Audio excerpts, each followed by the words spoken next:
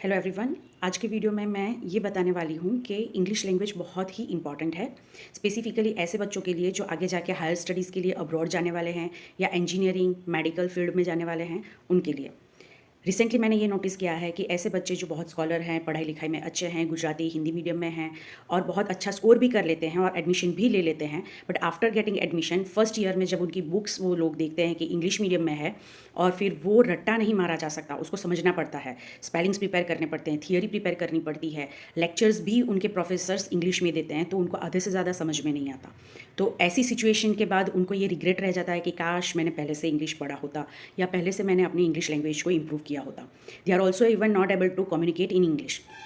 Specifically अगर मैं हमारे यहाँ की एरिया की बात करूँ तो गुजराती के अलावा उनको हिंदी भी बहुत कच्ची होती है, वो इंग्लिश तो दूर हिंदी में भी प्रॉपर्ली बात नहीं कर सकते कॉन्फिडेंट के साथ। So when you are planning something bigger then you have to put your efforts also bigger.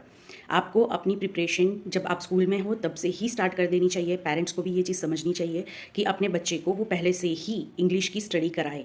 English language में उनके बुक्स आने वाले हैं, थियरी उनकी इंग्लिश में होने वाली है, जॉब रिप्लेसमेंट होगा या जॉब प्लेसमेंट होगा तब भी उनका इंटरव्यू इंग्लिश लैंग्वेज में ही होने वाला है।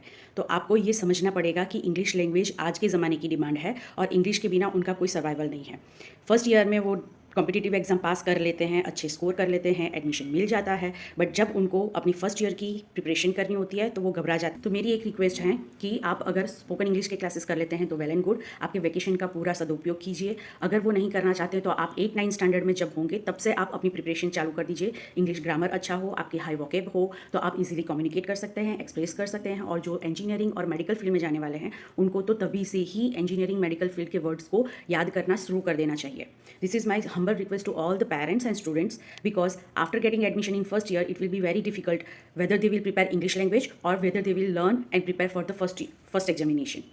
Hope you understand my concern. If you like my video then please like, share and subscribe.